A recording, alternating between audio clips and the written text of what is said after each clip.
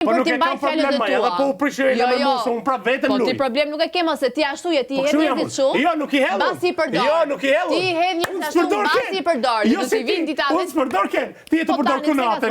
DJ Gimbon shnep me pashi. DJ Gimbon e habi. Edhe ti po të përdor. Kush? Unë ty. Ti mu? Po. Jam i kënaqur. Po patjetër, edhe unë ti po të përdor. Po unë.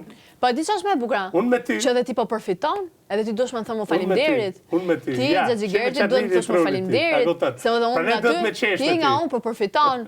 Se ti në prime, në të vetmin prime që ke dalë një situatë ti dhe dikush tjetër ka qenë me mua.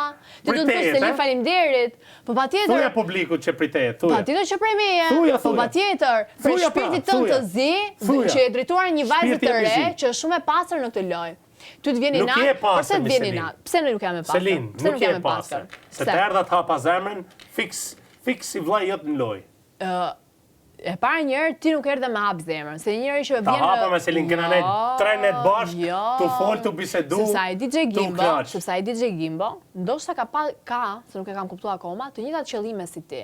Por ama, për kundra të njëjtat qëllime... DJ Gimbo e maron ma stejet, maj. Po për kundra... Maron me ma stejet. Një sekond. Por ndryshe nga ti, DJ Gimbo, por ndryshe nga ti, DJ Gimbo është një person që nuk e ka për karakter me lujt me ndjenjat e tjetrit. Kupton?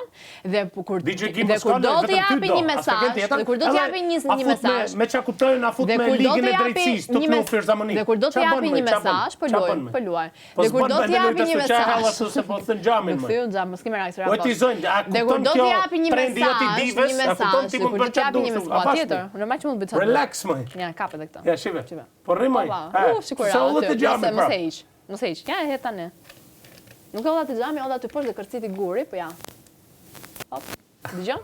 Dhe DJ Gimbo, ndryshe nga ti, zgjodhi që të rri afër atij njeriu që do të ndihmoj, të rri me pastërti, të gjej një mënyrë shumë të bukur, sepse unë këtu brenda në moment që ka ardhi, unë kisha 30 të kusur ditë. Dhe psikologjia e një personi që rri në një ambient të tillë, nuk është e njëjtë me atë që ka ardhur nga jashtë, e ka shijuar një 30 ditë më shumë me familjen e vet, dhe ka ardhur në çerekun e lojës. Jo, 30 ditë kam sikur kam jetu këtu me ju. Në çerekun e lojës. Kam jetu me familje fare, kam qenë i ftoftë. Po,